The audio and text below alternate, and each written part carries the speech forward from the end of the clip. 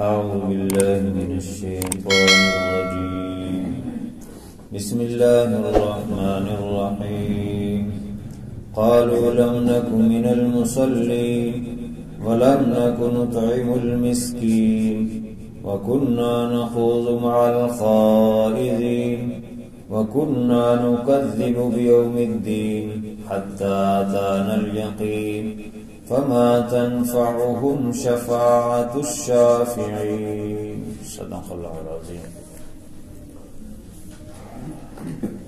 اللہ رب العزت نے عالم کے اصلاح کے لیے فرمایا تم فانذر، اے میرے محبوب کھڑی ہوئیے اور لوگوں کو ڈرائیے۔ جو لوگ کفر کرتے ہیں، شرک کرتے ہیں، نہیں مانتے، مجرم، مکذبین، جھٹلانے والے، ان کو ان کے انجام بد سے ڈرائیے، ان کو بتائیے کہ یہ جو تم کفر اور شرک میں پڑے ہوئے ہو اور دل کے مرض میں پڑے ہوئے ہو، اس سے بچ جاؤ، ایمان لے آؤ۔ ایمان والوں کو اللہ تعالی کامیاب کرے گا اور اللہ کی رحمت نصیب ہوگی ان کو۔ اور جو مجرم ہیں وہ ان کے متعلق اللہ تعالیٰ نے فرمایا سأصلیہ سقر، میں ان کو جہنم میں ڈالوں گا، جہنم کا جو حصہ سقر ہے اس میں ڈالوں گا، اور وہ بچ نہیں سکیں گے۔ مجرم وہاں پر اپنے جرموں کی سزا بھگتیں گے، اور وہ ایسی سزا ہے کہ ہمیشہ ہمیشہ کی ناکامی ہے۔ دنیا میں انسان اپنے نفس کو رہن رکھا ہوا ہے، اپنے اعمال میں پھنسا ہوا ہے، دنیا کی چیزوں کے اندر پھنسا ہوا ہے۔ اور البتہ جو شخص نیک ہے، ایمان والے ہیں، اللہ کی طرف رجوع کرتے ہیں، ان کو اللہ بچا لے گا۔ وہ دائیں ہاتھ والے ہیں، وہ جنت میں ہوں گے، اور جنت میں جب پہنچیں گے تو وہ مجرموں سے سوال کریں گے جو ان کے دنیا میں دوست تھے لیکن وہاں جہنم میں پہنچے، تو وہ ان سے پوچھیں گے ما سلککم فی سقر، کس چیز نے تم کو جہنم میں ڈالا، سقر میں ڈالا، جہنم میں کیوں تم گئے ہو، کیا تمہارا جرم تھا؟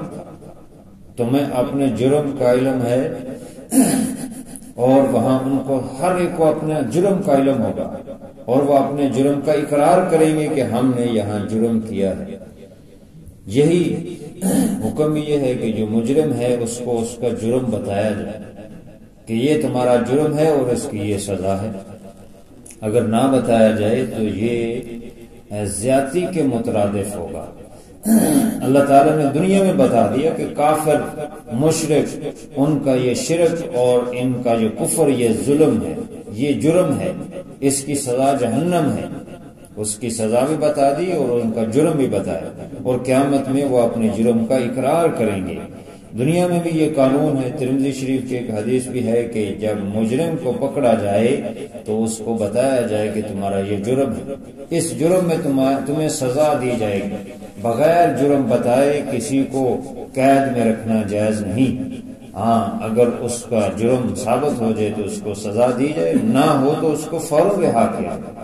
لمبا عرصہ انگریز کا جو قانون ہے وہ یہی ہے کہ وہ یک و بست میں جو ہے مجرم نہیں ہوتا، لیکن اس پر الزام ہوتا ہے، اور اس کو الزام کی وجہ سے 2 3 5 5 10 سال جو ہے وہ قید میں رکھتے ہیں۔ تو یہ اس کے ساتھ زیادتی ہے۔ جب اس کا جرم ہی نہیں ثابت ہوا اس کو فوری رکھنا، رہا کرنا چاہیے، اس کو جرم میں رکھنا یہ جائز نہیں ہے۔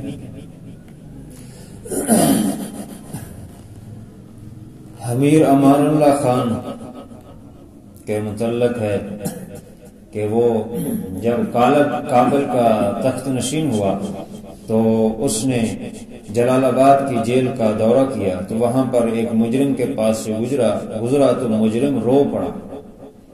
تو اس نے کہا ابھی کیا بات ہے، کیوں روئے ہو؟ اس نے کہا کہ میں 2.5 سال سے بس تو یک میں یہاں ملوث ہوں اور قید میں ہوں، میرا کوئی جرم نہیں ہے۔ کیا جرم ہے تمہارا، کیوں پکڑا ہے؟ جب تحقیق کی تو بتایا کہ 21 مجرم تھے جو ڈاکہ وغیرہ میں ملوث تھے، ان کو پکڑ کر جو کرندے تھے حکومت کے وہ لے کر جا رہے تھے، کنارے دریا کے کنارے پہنچے، وہاں سے ان کو کشتی کے ذریعے سے کراس کرنا تھا، تو اسی دوران میں ایک مجرم ان سے بھاگ گیا، تو وہاں دھوبی کپڑے دھو رہا تھا، مجرموں کی گنتی پوری کرنے کے لیے اس دھوبی کو پکڑ کر 21 پورے کر لیا، اور اس نے کہا میں دھوبی ہوں اور میرا کوئی جرم نہیں، صرف انہوں نے اپنی گنتی پوری کرنے کے لیے مجھے 2.5 سال تک جیل میں رکھا۔ یہ انگریز کا قانون ہے، اسلام یہ اس کی اجازت نہیں دیتا کہ ایسا کیا جائے، تو جو ایسا کرنے والے ہیں وہ بھی اس میں سزا کے مستحق، شریعت اس کا اجازت نہیں دیتی۔ تو یہاں جو جہنم میں جائیں گے ان کا جرم بھی وہ اپنے جرم کا اقرار کریں گے، ان کو پتہ ہوگا کہ ان کا کیا جرم ہے۔ سورہ صافات میں ہے کہ جب جنتی جنت میں چلے جائیں گے تو باوجود اس کے کہ جہنم اور جنت کے درمیان میں ہزاروں اور کروڑوں میلوں کا فاصلہ ہے، اللہ تعالیٰ یہ طاقت دیں گے، اس دور میں بیٹھے ہی جنتی لوگ جہنمیوں کے ساتھ مکالمہ کر سکیں گے دور سے۔ تو سورہ صافات میں فَأَطَّلَعَ فِي سَوَاءِ الْجَحِيمِ، جہنم کے درمیان میں ان کو دیکھیں گے جو دنیا میں ایمان والے ان کے دوست تھے کافر، تو وہ ان کو پوچھیں گے کہ میرے دوست تھے وہ کہاں ہیں، تو ان کو جہنم دکھائی جائے گی، وہ جھانکیں گے، جہنم میں نظر آئے گا اس کا دوست، تو اس سے پوچھیں گے کہ بھئی تم دنیا میں بڑا دعوت کرتا تھا، تو وہ کہے گا کہ میرا جرم یہ ہے کہ میں آخرت کا انکار کرتا تھا، کفر کیا۔ تو یہاں بھی مجرموں سے یہ جنتی لوگ پوچھیں گے فی جنات یتساءلون، وہ ایک دوسرے سے پوچھیں گے عن المجرمین، مجرموں سے کہ بھئی کیا ما سلککم فی سقر، جہنم میں کون سی چیز تجھے لے گئی، تم کو لے گئی، قالوا لم نک من المصلین، پہلے جرم کا اقرار کریں گے، کہیں گے کہ ہم نمازی نہیں تھے، ہم نماز نہیں پڑھتے تھے، ولم نک نطعم المسکین، اور ہم مسکینوں کو کھانا نہیں کھلاتے تھے، ضرورت مندوں کو، وکنا نخوض مع الخائضین، اور ہم باطل کے اندر گھس کر ان کے ساتھ مل جاتے تھے، وَكُنَّا نُكَذِّبُ بِيَوْمِ الدِّينِ، اور ہم آخرت کے دن کا جزا کے دن کو جھٹلاتے تھے۔ یہ 4 جرم کا اقرار کیا کہ ہمارے یہ 4 جرم ہیں جن جرموں کی سزا ہم بھگت رہے ہیں اور جہنم میں پہنچ چکے، تو وہ اپنے جرموں کا اقرار کریں گے۔ قَالُوا لَمْ نَكُ مِنَ الْمُصَلِّينَ، پہلا جرم ان کا یہ ہے کہ وہ نماز نہیں پڑھتے تھے۔ نماز بہت بڑا دین کا اہم جو ہے عبادات میں اہم عبادت ہے، بہت اس کی اہمیت ہے، اس کے متعلق سب سے پہلے سوال کیا جائے گا۔ کافر اور مسلمان میں نماز کا فرق ہے، جو آج مسلمان نماز نہیں پڑھتے تو کافروں میں اور مسلمانوں میں ان میں کیا فرق رہ گیا؟ اور آپ صلی اللہ علیہ وسلم نے فرمایا کہ نماز میری آنکھوں کی ٹھنڈک ہے۔ دعویٰ عشق کرنے والے وہ آپ صلی اللہ علیہ وسلم کو کیوں نہیں ٹھنڈک پہنچاتے آپ کی آنکھوں نماز پڑھ کر؟ نماز بہت بڑا عمل ہے، نماز بہت چیزوں کو اپنے ساتھ لے کر پھرتی ہے، بہت اس کے اندر یہ مجموعہ عبادات ہے، اس میں ہر قسم کی عبادت شامل ہو جاتی ہے۔ اس میں انسان اللہ کے سامنے کھڑا ہوتا ہے، کھڑے ہو کے بھی عبادت ہے، جھک کر بھی ہے، زمین کے ساتھ چمٹ کر بھی اللہ کے سامنے اپنی عاجزی پیش کرتا ہے، اور سجدہ جو سب سے اونچا انسان کا سر ہے اس کو زمین پر رگڑ کر کہتا ہے سبحان ربی الاعلی، اے اللہ تو خالق اور قادر ہے، میں محتاج اور ناچار بیچار ہوں اور تیرے سامنے جھک گیا ہوں، تیرے سامنے تیری عبادت کرتا ہوں۔ پھر اتحیات کی شکل میں بیٹھ کر عبادت کرتا ہے، ان میں مختلف کلمات پڑھتا ہے جو اللہ کی حمد و ثنا کے ہے، تو یوں اس میں درود شریف، دعا، ہر طرح کی عبادت اس میں شامل ہے۔ اور یہ نماز سکھاتی ہے وقت کی پابندی، دنیاوی اس کے بہت فائدے ہیں، دینی اس کے بہت فائدے ہیں۔ یہ اجتماعیت سکھاتی ہے کہ کیسے تم نے اکٹھے رہنا ہے. جمعہ کا اجتماع، نماز کی اجتماع، یہ اجتماعیت سکھاتا ہے کہ مل کر اتفاق سے رہو، اکٹھے رہو. تمہاری اجتماعیت ہوگی تو دشمن تم کو کچھ نہیں کہہ سکتا. اور اسی طرح جو ہے نماز ڈسپلن سکھاتی ہے کہ دیکھو صفوں کو سیدھی کرو، وقت کی پابندی کرو، زندگی کے اندر جو ہے اپنی چیزوں کو ٹھیک ٹھیک کرو. یہ سارے فوائد ہیں نماز میں. اور بڑے سے بڑا بادشاہ، بڑے سے بڑا افیسر، بڑے سے بڑا دنیا دار یا دیندار یا کمزور، مسکین، فقیر، یتیم، کوئی بھی ہو، صف میں برابر آ کر کھڑے ہو جائیں. کوئی فرق نہیں، اللہ کے سامنے سب برابر ہیں. کوئی اگر بڑا ہوگا تو وہ باہر ہوگا، لیکن اللہ کے سامنے سب اللہ کی عبادت کرتے ہیں. امیر حبیب اللہ خان جب دہلی کی مسجد میں آیا نماز پڑھنے کے لیے تو لیٹ پہنچا، آخری صف میں آ کر کھڑا ہوا تو ساتھ ہی ایک بہشتی جو کمزور فقیر ضرور تھا تو وہ آگے ساتھ کھڑا ہونے لگا. تو لوگوں نے کہا نانا امیر کے ساتھ نہ کھڑے ہو، تم تو بہت کمزور ہو. تو امیر حبیب اللہ خان نے کہا کہ بھئی کیا کر رہے ہو تم، یہاں کھڑے ہونے دو، غلطی میری ہے کہ میں پہلے آ کر پہلی سب میں کھڑا ہوتا. اب میرے ساتھ جو بھی کھڑا ہو رہا چاہے وہ کمزور ہے کوئی بھی ہے، اس کے ساتھ کھڑے ہونے برابر ہے. یہاں اللہ کے سامنے سب برابر ہے، کوئی امیر نہیں، کوئی غریب نہیں، سب برابر ہے. محمود و ایاز ایک ہی سب میں کھڑے ہو گئے، نہ رہا بندہ نہ بندہ نواز. تو یہ نماز سکھاتی ہے.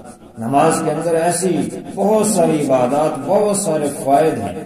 طہارت سکھاتی ہے کہ اپنے جسم کو پاک رکھو، کپڑوں کو پاک رکھو، اپنے ذہن کو پاک رکھو، اپنی سوچ اور فکر کو پاک رکھو، اپنے ماحول اور گلی اور مسجد اور اپنے ارد گرد کو پاک رکھو. جو نمازی آدمی ہے وہ پاک اپنے آپ کو رکھے گا. اور نماز کو سوچ سوچ کے، سمجھ کے اللہ کی طرف متوجہ ہو کے پڑھو. اگر صحیح طریقے سے سجدے میں سر رکھ کے انسان کہے سبحان ربی الاعلی اور توجہ اپنے رب کی طرف ہو کہ میں آپ کے رب کے سامنے سجدہ کر رہا ہوں اور اللہ مجھے دیکھ رہا ہے، تو مزہ ہی کچھ اور ہے اس عبادت کا. اور پھر ان کلمات کے معنی بھی پتہ ہو. نماز بہت ہی اہم چیز ہے جس کے متعلق سوال ہوگا، اس کی معافی نہیں ہے. روزہ دیکھیں اور جو اسی طرح دیگر کچھ عبادات ہیں. روزے کے لیے یہ کہا کہ اس کا فدیہ دے دو جو شیخ فانی ہے، اور اسی طرح دیگر جو ہے معاملات میں زکوٰۃ ہے اور حج ہے، دیگر عبادات ہیں، ان میں کہیں مجبور ہو جائے، نہ صاحب حیثیت نہ ہو تو وہ معافی. لیکن نماز جو ہے وہ کسی کو نہیں معاف، حتیٰ کہ جنگ کی حالت میں بھی معاف نہیں.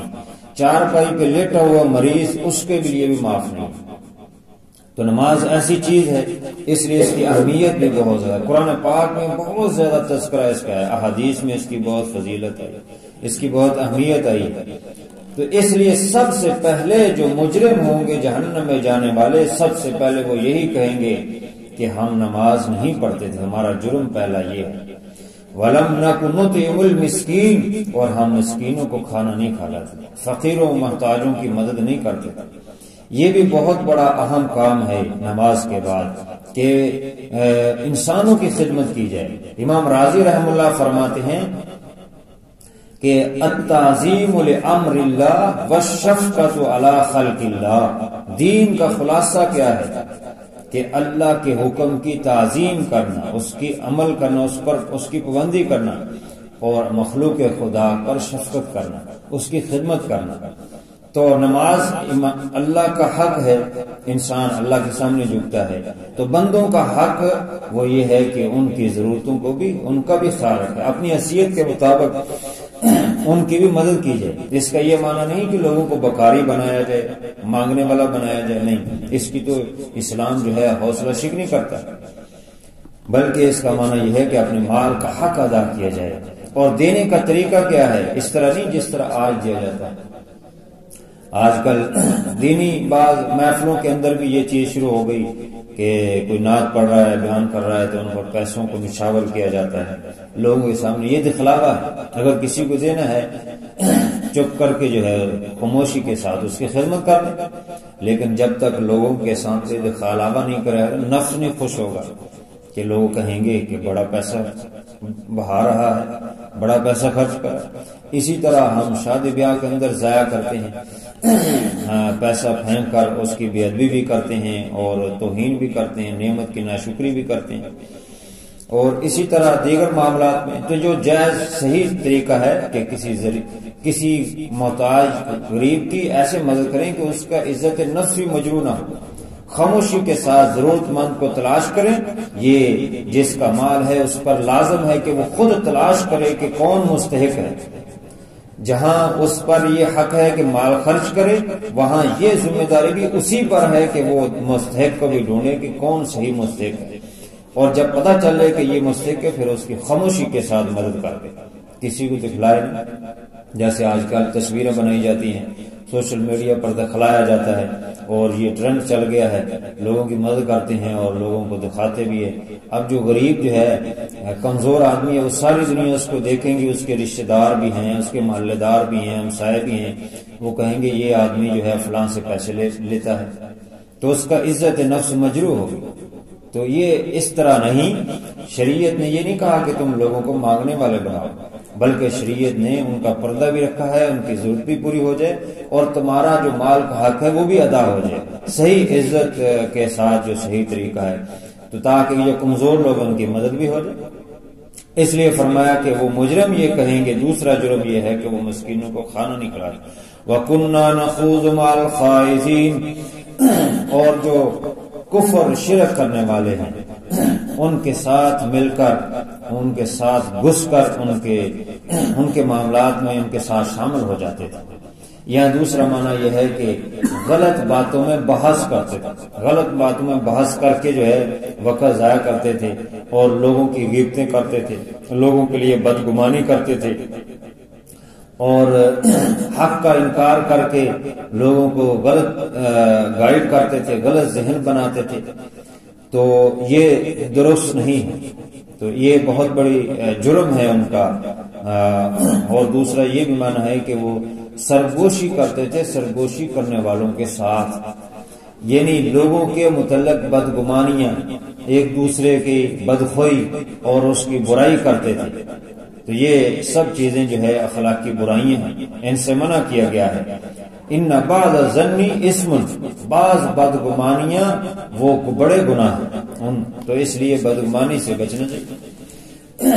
اور اسی طرح فضول بحث سے بچنا چاہیے. اسی طرح باطل اور ناحق جو لوگ ہیں ان کا ساتھ نہیں دینا چاہیے کہ ان کے ساتھ گھس کر ان کے ساتھ ہی مل جائیں، جس طرح کا ماحول ہے اسی طرح کا ہو جائے. نہیں، حق بات جہاں پر کہنی ہے وہاں کہہ دیں. البتہ کہنے کا طریقہ سیکھنا چاہیے کہ کیسے کہنی ہے. بزرگوں سے، نیک لوگوں سے. وَكُنَّا نُكَذِّبُ بِيَوْمِ الدِّينِ، اور چوتھا جرم یہ ہے کہ وہ روز جزا کو جھٹلاتے تھے، آخرت کے دن کو جھٹلاتے تھے، اس کا انکار اور کفر کرتے تھے.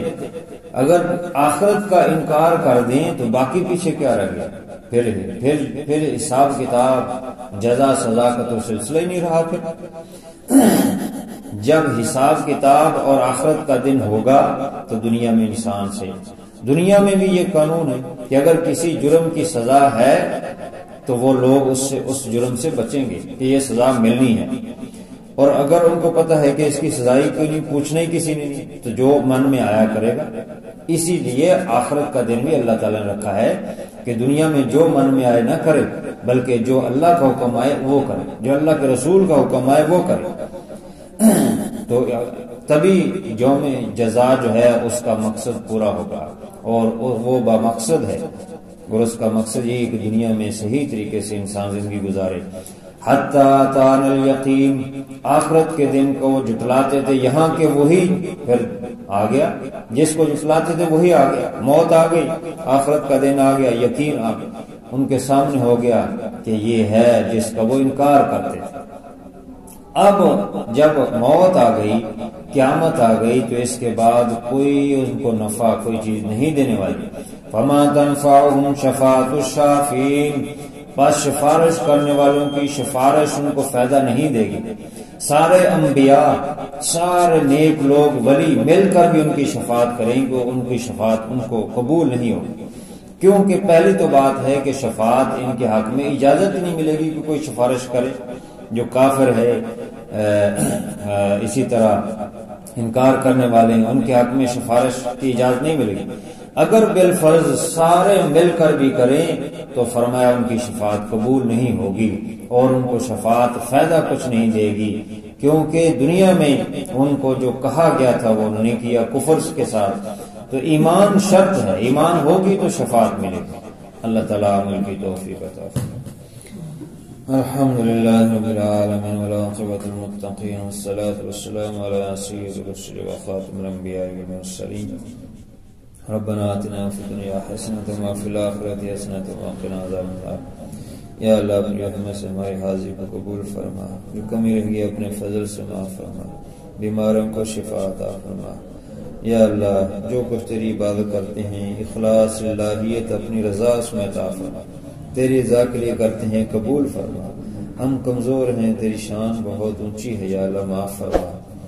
یا اللہ عذاب نہ دے، رحم کر، پکڑ نہ کر، چھوڑ دے، اپنی رحمت فضل کے فیصلے فرما، خاتمہ بالخیر فرما۔ یا اللہ اپنے محتاج غیروں کی محتاجی سے حفاظت فرما۔